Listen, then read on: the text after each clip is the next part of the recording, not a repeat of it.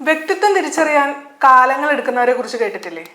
കടുത്ത ആശയക്കുഴപ്പങ്ങൾക്ക് ഒടുവിലാവും അവരത് തിരിച്ചറിഞ്ഞ് കമ്മൗട്ട് ചെയ്യാം.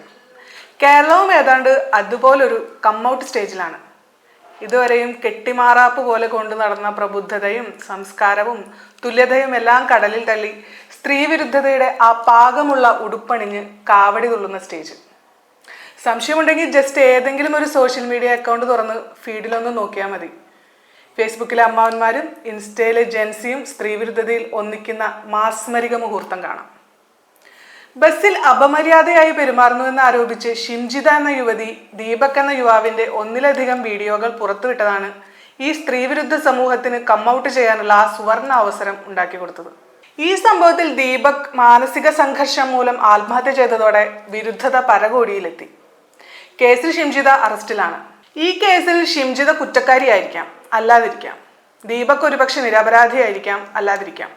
എന്തു തന്നെ ആയാലും ആ കാരണം കൊണ്ട് ബസ്സിലെ സ്ത്രീ സംവരണം അപ്പാടെ നിർത്തണമെന്നൊക്കെ അങ്ങ് ആവശ്യപ്പെടണമെങ്കിൽ, വീഡിയോ എടുക്കുന്ന സ്ത്രീകളെ റേപ്പ് ചെയ്യണമെന്ന് ആഹ്വാനം ചെയ്യണമെങ്കിൽ ഈ സമൂഹത്തിലെ സ്ത്രീവിരുദ്ധതയുടെ ആ ലെവൽ എന്തായിരിക്കും? Can you imagine? ഇതുവരെയും ബസ് അടക്കമുള്ള പൊതു ഇടങ്ങളിൽ സ്ത്രീകൾ അനുഭവിച്ചു വന്നിരുന്ന, പ്രതികരിച്ചിരുന്ന, അതിൻ്റെ പേരിൽ ഒറ്റപ്പെട്ടു പോയിരുന്ന അബ്യൂസുകളെയെല്ലാം ഒറ്റയടിക്ക് അങ്ങ് ക്യാൻസലാക്കി കളയുന്ന ഒരു മൂവ്മെന്റ്. Really wonderful. ഫെമിനിസം എന്ന് പറയുമ്പോൾ തന്നെ അതിനെ ഒടിച്ചു മടക്കാൻ വേണ്ടി സ്ത്രീവിരുദ്ധർ പറയുന്ന ഒരു കാര്യമാണ് ബസ്സിലെ ആണുങ്ങളുടെ സീറ്റിൽ പെണ്ണുങ്ങൾ കയറിയിരിക്കുന്നു എന്നൊക്കെ. വാട്ട്?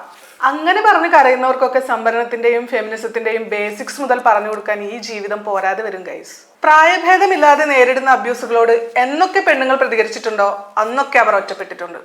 അല്ലെങ്കിൽ അമ്മയെ തല്ലിയ രണ്ടു പക്ഷം എന്ന് പറയുന്ന പോലെ അവളുടെ ഭാഗത്ത് എന്തെങ്കിലും കുറ്റമുണ്ടാകും, അല്ലാതെ വരാൻ സാധ്യതയില്ല എന്നും പറഞ്ഞ് കാരണം കണ്ടെത്താൻ സൂക്ഷ്മദർശിനി വെച്ച് നോക്കുന്നവരുണ്ട്. വസ്ത്രത്തിന് ഇറക്കം പോരാ, മേക്കപ്പ് കൂടി, ഓവർ സ്മാർട്ടായി, അങ്ങനെ എത്ര റീസണുകൾ കണ്ടെത്തിയിട്ടുണ്ട്.